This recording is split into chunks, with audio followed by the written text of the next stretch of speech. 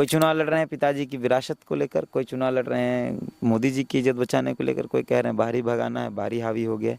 और मैं कह रहा हूँ कि बच्चों को बौद्धिक विकास के लिए कॉलेज चाहिए, बच्चों को वीडियो सीओ बनाना है, बच्चों को थाना प्रभारी बनाना है, बच्चों को फर्स्ट ग्रेड की नौकरी यानी एसपी डीसी यानी यूपीएससी के एग्जाम में मजबूती से बैठाना है, आईएएस आईपीएस बनवाना है। कुछ लोग कह रहे हैं कि ये है जो आपने अनूप सिंह से फंडिंग लिया है इसलिए कि जयराम यहाँ से चुनाव लड़ रहे हैं। ये जयराम के समर्थक, जैसे जयराम झूठ बोलता है उनके समर्थक उस झूठ का प्रचार करते हैं। बेरमो में किनसे लड़ाई आपकी? किसी से नहीं। एक आपका वीडियो भी वायरल होता है, देख रहे हैं कि भाई शपथ लेता हूँ 3 साल में बदल देंगे। 3 साल में बदला जा सकता है? एकदम बदला जा सकता है। मैं कह रहा हूँ कि मैं हर साल 40 बच्चों के पढ़ाई लिखाई का सारा जिम्मा, उनके सरकारी नौकरी की तैयारी तक का सारा जिम्मा ले रहा हूँ। मैं कह रहा हूँ कि 5 साल में 200 बच्चों को वीडियो सीओ बनने के लिए तैयार करूंगा। बेवजह के मंदिर मस्जिद के मुद्दों पर, बटोगे कटोगे के मुद्दों पर, जाति के मुद्दों पर, इन मुद्दों पर अगर जो चुनाव लड़ रहा है वो एक दूसरे को कंपटीटर मार। हम आम जनता से या जयराम की तरह आलू बेचने वाले से, जयराम की तरह मजदूरों से या जयराम की तरह किसी का पेट कटवा के चंदा नहीं मांग रहे। आज तारीख है 17 नवंबर 2024। इसको कहीं लिखना है 3 इडियट्स है तो लिख कर रख लीजिएगा, याद कर लीजिए, फिट कर लीजिएगा। 5 साल बाद आप मेरे पास आइएगा, इस जगह पर हम लोग बैठेंगे। अगर ये जगह में घर नहीं बना रहा तो बेरमो के अंदर एक मेडिकल कॉलेज, एक इंजीनियरिंग कॉलेज, एक नर्सिंग कॉलेज और एक डिग्री कॉलेज जरडी प्रखंड के अंदर होगा। नमस्कार, आप देख रहे हैं समाधान कब तक। हमारी चुनावी यात्रा जारी है। इस वक्त हम बेरमो विधानसभा की चुनावी यात्रा पर हैं। यहाँ दिलचस्प मुकाबला है। लोगों से आप मिलेंगे तो उनके जहन में कई तरह के मुद्दे हैं। हालांकि उन मुद्दों के इतर अब चूंकि 2 दिन बच गए हैं, 20 को मतदान है दूसरे चरण में, 23 को नतीजों के बाद कई चीज़ें साफ हो जाएंगी। लेकिन उससे पहले कई प्रत्याशियों की खूब चर्चा है। कई ऐसे प्रत्याशी हैं जो जगह जगह से आप देखते हैं कि कई निर्दलीय प्रत्याशी ऐसे हैं जो अपने दम के बदौलत या यूँ कह लीजिए अपने काम के बदौलत, अपने पहचान के बदौलत एक तरीके से चुनाव में इस मुकाबले को कह लीजिए कि दिलचस्प बनाए हुए हैं। तीर्थनाथ आकाश पहचान के मोहताज नहीं है, पत्रकार से अब नेता बन गए हैं। इनसे पहली बार हमारी बातचीत हुई थी तो हमने आपसे पूछा था कि भाई आप नेता हैं, पत्रकार हैं, तो आपने कहा कि बड़ा कन्फ्यूजन वाला सवाल है, लेकिन जब नेता बनेंगे तो बुलाएंगे। अब बेरमो लगता है बहुत अंतिम समय में हम आपका आए हैं। सबसे पहले तो बहुत स्वागत है। जोहार, बहुत बहुत धन्यवाद आप आए हैं विकास जी। और आपने पूछा था ये कि आप नेता हैं कि पत्रकार हैं, तो मैंने उस वक्त कहा था कि जब जब जरूरत पड़ेगी मेरे लोगों को कि मैं आंदोलन करूं, नेता बनूं, तो मैं उस रूप में आ जाऊंगा। फिलहाल उस वक्त पत्रकार था, अब प्रॉपर पॉलिटिशियन हूँ और फुल टाइम पॉलिटिशियन हूँ। अब पत्रकारिता नहीं करनी है। पत्रकारिता नहीं करनी है? नहीं। क्यों? पत्रकार तो हमेशा से एक उसका जो दृष्टिकोण होता है, उसका एक नज़रिया होता है, वो वाकई में पॉलिटिक्स को अच्छे से समझ सकता है। कई जो नेता हैं, बड़े बड़े नेता की बात कर लें, वो पत्रकार ही थे। पत्रकारिता के बाद प्रधानमंत्री बने अटल जी, वो भी पत्रकार ही थे। बिल्कुल। तो अब जब नेता बन गए हैं, बहुत कम समय में, चूंकि बहुत कम समय रहा, 29 अक्टूबर को जब हम 29 अक्टूबर को जब हम अपना नॉमिनेशन कराए तो मेरे राजनीतिक जीवन की शुरुआत वहीं से हुई। और 29 अक्टूबर से आज आपका जब हम इंटरव्यू कर रहे हैं 17 तारीख है आज, 20 दिन का सफ़र है ये मेरा। और इस 20 दिन के सफ़र में शायद ही कोई पूरे झारखंड का निर्दलीय प्रत्याशी हो जिसने अपने आप को इतना स्थापित किया है। तो नहीं, लेकिन ये तो है ठीक बात, क्योंकि आप भाषा आंदोलन से आपकी एक पहचान बनी, एक आंदोलनकारी के तौर पर रहे, फिर पत्रकार बने, अब जब आप नेता बने हैं, जहन में बहुत दिन पहले से ही आपका हुआ कि भाई हमें पॉलिटिक्स करना है? क्योंकि एक तो सवाल ये कि आप 20 दिन की आपकी तैयारी थी, उससे ठीक पहले एक आपके साथी जयराम जी की पार्टी को लेकर के भी कि भाई अगर बेरमो से हमें आप मौका देते हैं, ये सब चीज़ें आपकी बातचीत हुई? कई इंटरव्यू में आपने कहा। आप तो मैंने खुद ही कहा और आपको पता था कि हम जा रहे हैं, आपसे भी बातचीत हुई थी। और उस कितना दिन पहले का था, तो 25 तारीख को हम मिलने गए थे। हम अचानक से क्यों लगा कि भाई बेरमो से हम चुनाव? मेरी धरती है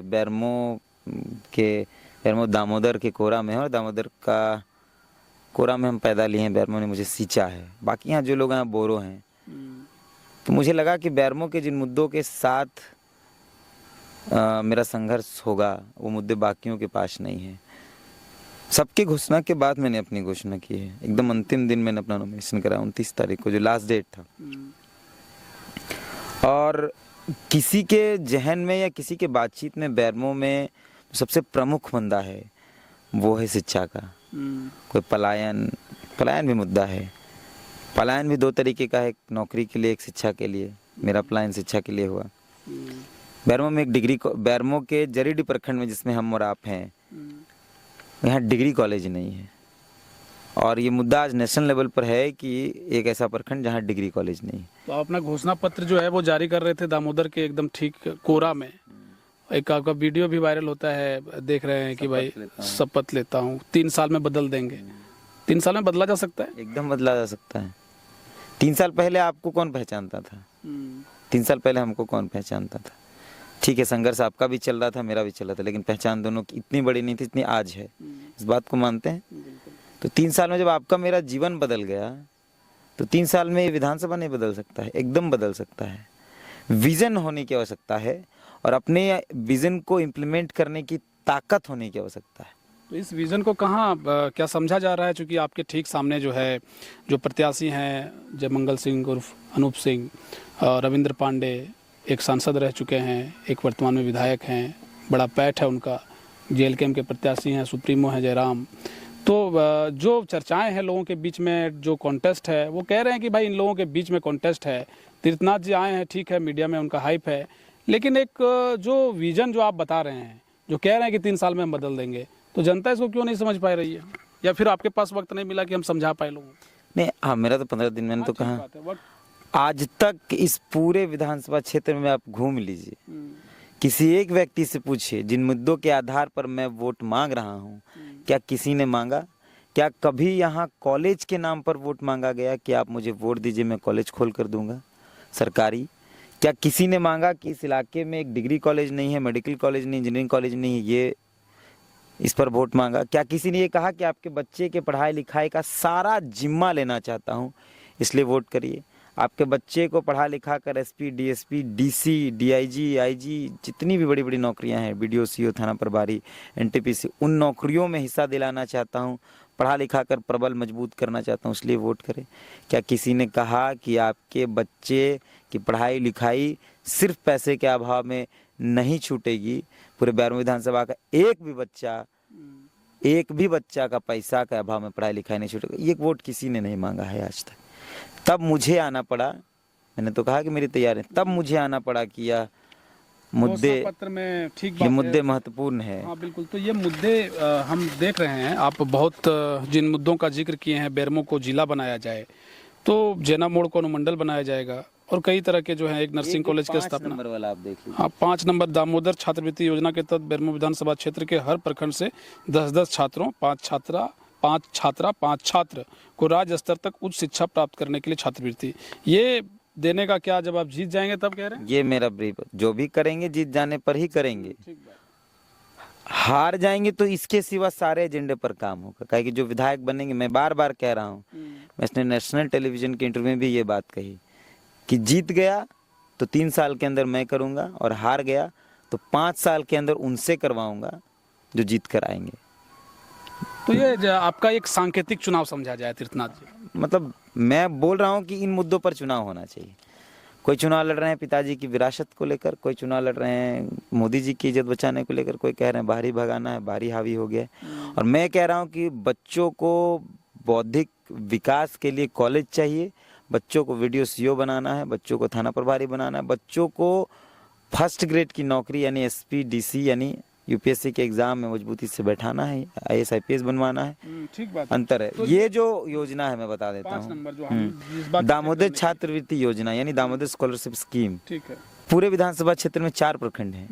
मैं अगर जीत कर आता हूँ तो इंटर के बाद ये योजना किस लिए, मैं पहले वो बताती। ये योजना इसलिए है क्योंकि बैरमो विधानसभा के अंदर एक भी ऐसा कॉलेज नहीं जहाँ एमए की पढ़ाई हो सकती है। डिग्री के बाद यानी ग्रेजुएशन के बाद बच्चों को या तो हजारीबाग या तो रांची या धनबाद या फिर सिटी कॉलेज जाना होता था। अब सिटी कॉलेज में भी एमए नहीं होता, यानी पूरे बोकारो जिले के अंदर कहीं एमए नहीं होता है। तो ये उन वैसे बच्चों के लिए जो नहीं जा पा रहे हैं। तो हर प्रखंड से हम 10 बच्चे चुनेंगे ऑनलाइन एग्जाम, इंटर के बाद, एकदम इंटर के बाद मेरा जैसे ही परिणाम अगर जीत कर आया तो इंटर के बाद एक एग्जाम होगा, छोटा फ्री ऑनलाइन एग्जाम होगा वो, और एकदम वीकर सेक्शन के जो बच्चे, हम बकायदे इसका प्रचार प्रसार भी प्रमुखता से करेंगे स्कॉलरशिप फॉर्म का अगर जीत कर आए तो। एकदम वीकर सेक्शन, एकदम कमजोर तबके के जो लोग हैं, जो पढ़ना चाहते हैं, जो बच्चे जिनके पिताजी को पैसा नहीं है, जो नहीं पढ़ना चाहता जबरदस्ती नहीं, लेकिन जो पढ़ना चाहते हैं, हर प्रखंड से 10 बच्चे ऐसे मिल जाएंगे, 5 लड़का 5 लड़की।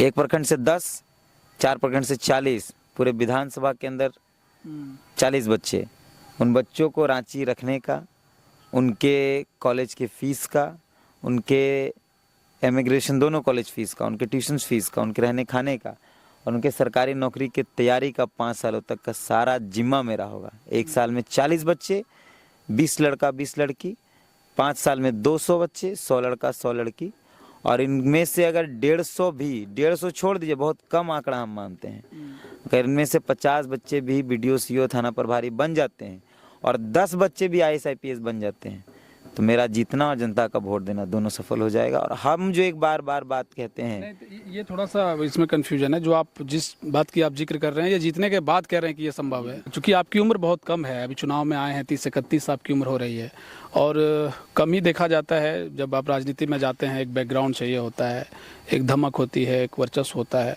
एक कहीं ना कहीं पॉलिटिकल पार्टियां या उनके परिवारवाद कह लीजिए, जो भाजपा लगातार कहते रहती है कि उनका दबदबा रहता है। तो फिर तीर्थनाथ जी एक पहचान के जरिए जब आप राजनीति कर रहे हैं, इतने दिन से आप लोगों के बीच जा रहे होंगे, जनसंपर्क कर रहे होंगे, या माहौल जो आप देख पा रहे हैं, लगता है कि थोड़ा सा, चूंकि आप पत्रकारिता भी किए हैं, तो जाहिर सी बात है कि अनुभव है कि भाई राजनीति में कमावेश क्या क्या चीज़ें दिखती हैं, अंतर देखते हैं कि भाई राजनीति में कुछ अलग थलग है।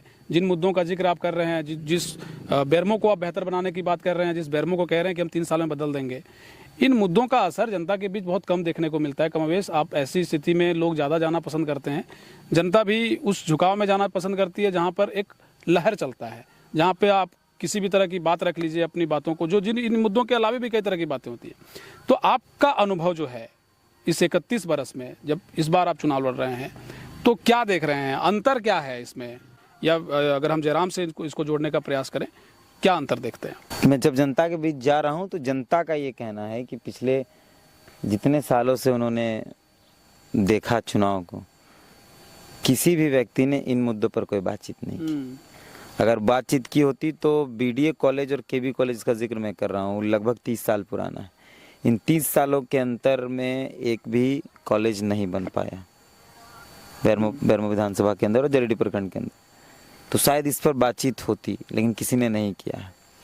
जनता जैसे भी वोट करे, वो भीड़ देखकर वोट करे, वो उसको हराना है तो उसको जिताना है पर वोट करे, पैसे से वोट करे, दारू मुर्गा जिसके पर भी वोट करे, हमको इससे कोई आपत्ति नहीं। लेकिन एक बार वो जरूर सोचने पर मजबूर होगी कि अगर इस आदमी को वोट नहीं कर रहे हैं तो मेरे बच्चे का भविष्य अंधकार में चला जाएगा। जिन मुद्दों के बारे में आप कह रहे हैं, आपका घोषणा पत्र हम जब देख रहे हैं, तो वाकई में एक बेरमो के बदलाव के लिए आपका घोषणा पत्र है। ये जो दर्शक भी देख रहे हैं और कई इंटरव्यूज में जो लोग देख रहे हैं, जो बुद्धिजीवी वर्ग हैं, इसको समझते हैं। लेकिन ये जो आज की युवा शक्ति है, जो फर्स्ट टाइम वोटर है, जो सेकेंड टाइम वोटर है, वो सिर्फ भीड़ को देख करके या रील्स को देख करके जिस तरीके से भाग रही है, दौड़ रही है, तो वहाँ आपके जो मुद्दे हैं वो छोटे दिखाई देते हैं। इसको कैसे ठीक किया जा सकता है? देखिए, नेता को आज के दौर में अभिनेता समझा जाता है। डेगना है, ये जानना चाहिए। हाँ, डेगना है, भीड़ है, थोड़ा एग्रेशन है, पर उससे नेता नहीं चुना जा सकता है।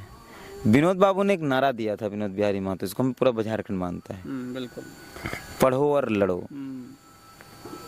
हम अभी सिर्फ लड़ने की बात कर रहे हैं। पढ़ाई के बेस को खत्म कर दिया गया है। हम जो लोग भी पढ़कर आए हैं वो निजी विद्यालय में पढ़कर आए हैं, क्योंकि सरकारी व्यवस्था नहीं थी। पढ़ने के लिए कॉलेज की आवश्यकता है, उस बात के लिए लड़ना होगा।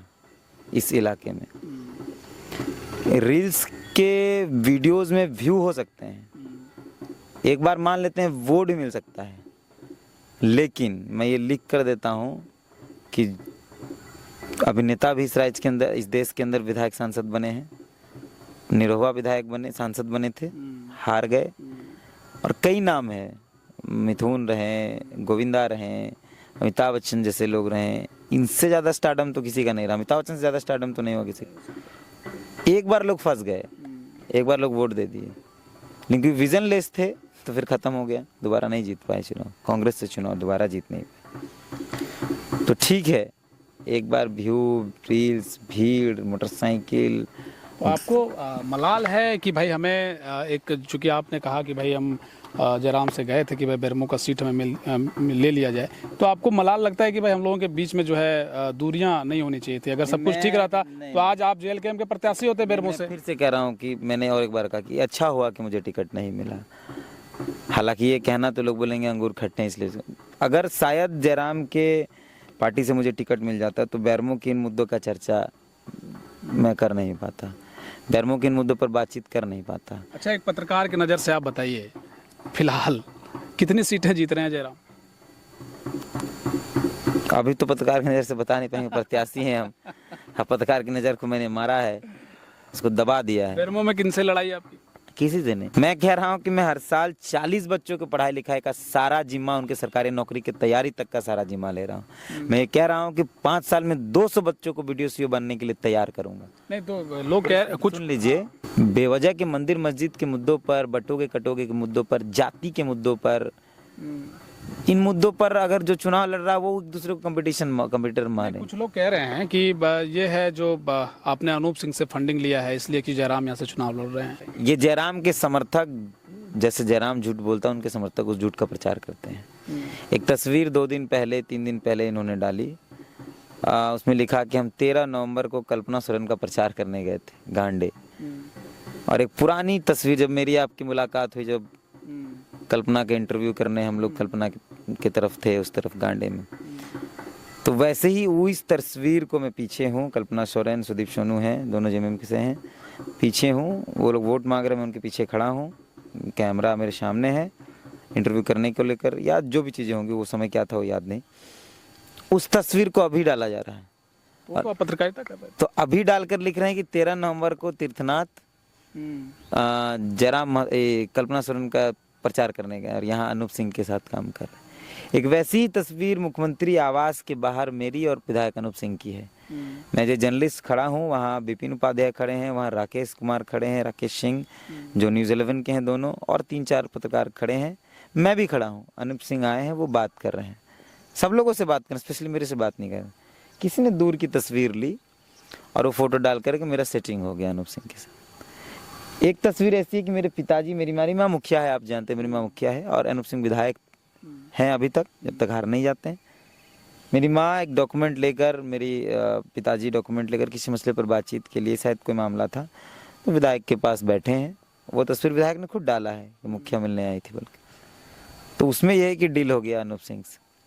मैं कह रहा हूँ कि एक भी एविडेंस ऐसा पैसे का लेन देन का, कोई बातचीत किसी भी तरीके का, वो अगर है तो लोग इस बात को कहें। जयराम के समर्थक ऐसे ही, देखिए, मैं कुर्मी होता तो शायद जयराम के समर्थक मुझे गालियां नहीं देते।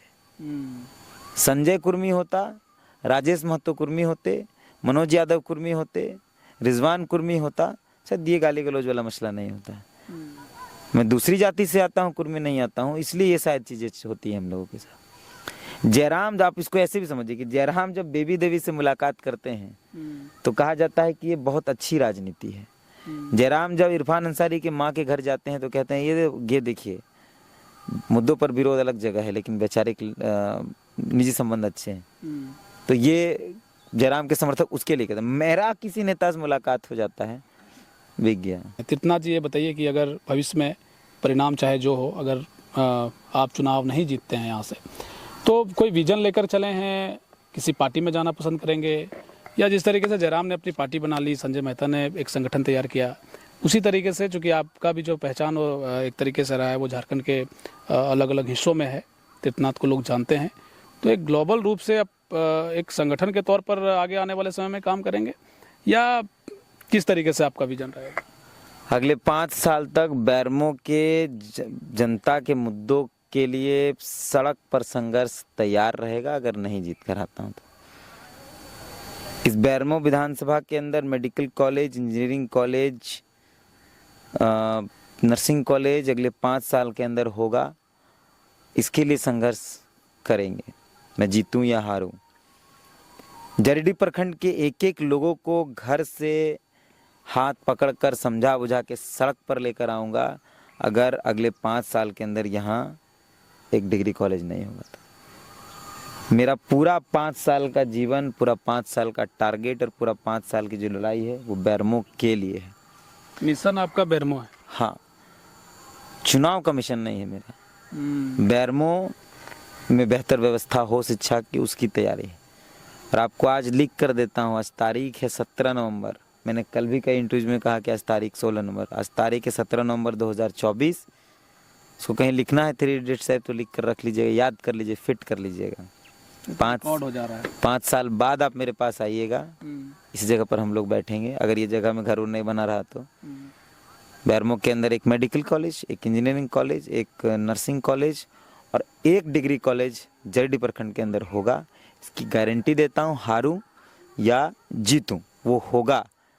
वरना यहाँ जो भी विधायक बनकर आएगा उसका जीना मुश्किल करके रखूँगा मैं। 5 साल एक नया तरीका शिक्षा और स्वास्थ्य के लिए लड़ाई चलेगी। और सदन नहीं गया तो सड़क सुनसान थोड़ी छोड़ देंगे, सड़क पर भी संघर्ष चलता है। सड़क पर संघर्ष जारी रहेगा। बूथ वगैरह सब मैनेजमेंट हो गया परसों के लिए? मैं निर्दलीय प्रत्याशी हैं, संभव लगता है, लेकिन अपने लोग तैनात रहेंगे। जिनको लगता है कि शिक्षा और स्वास्थ्य महत्वपूर्ण है वो अपना काम स्वयं कर रहे हैं। मेरे पास अनूप सिंह टाइप, रविंद्र पांडे टाइप या जयराम टाइप बहुत आकुत पैसा नहीं। आज के दौर में यहाँ आकुत पैसा हो ये गया। सवाल तो शेष ही रह गया कि भाई आपका आर्थिक जो है वो चुनाव में कैसे सब कुछ हो रहा है? मैं पैसे कहाँ से आ रहे हैं? चंदा दे रहे हैं लोग, मेरे कुछ साथी हैं, मैं आपको दिखा देता हूँ। व्हाट्सएप पे वो उन्होंने भेजा भी है और लिखा भी है कि ये अच्छा, क्राउड फंडिंग कर रहे हैं आप? नहीं, हम क्राउड फंडिंग नहीं कर रहे हैं। मेरे कुछ साथी हैं, देखिए कुलदीप भैया हैं कोडरमा से, ये भेजे हैं 5,000 रुपये और लिखे हैं सपोर्ट। कल एक साथी ने कैश दिया 5,000 रुपये, लिखे हैं सपोर्ट। तो ऐसे लोग जिनको लगता है कि मेरे मुद्दे महत्वपूर्ण है, हम आम जनता से या जयराम की तरह आलू बेचने वाले से, जयराम की तरह मजदूरों से या जयराम की तरह किसी का पेट कटवा के चंदा नहीं मांग रहे। आपको लगता है कि जय तीर्थनाथ के मुद्दे इंपॉर्टेंट हैं तो आप देंगे, ऐसे ही लोग दे रहे हैं। ठीक बात है। चलिए, बहुत शुक्रिया आपका समय देने के लिए। बहुत बहुत धन्यवाद। देखिए, तीर्थनाथ जी हैं, चुनाव लड़ रहे हैं बेरमो से।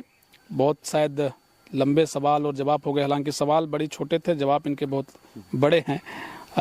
लेकिन एक जो दायरा है जिसकी तैयारी ये अभी से कर रहे हैं, मिशन बेरमो, और इनका जो घोषणा पत्र है 3 साल में बेरमो को बदलने का, और चूंकि दूसरे चरण में यहाँ जब मतदान हो जाएंगे तो इसको नतीजे आएंगे, तमाम चीज़ें स्पष्ट हो जाएंगी। लेकिन एक मिशन के तौर पर तीर्थनाथ आकाश चुनावी दंगल में है। खैर, बेरमो के अलग अलग जगहों से हम आपको तस्वीरें दिखाएंगे। फिलहाल अब तीर्थनाथ आकाश के साथ हमारी बातचीत सुन रहे थे। शुक्रिया।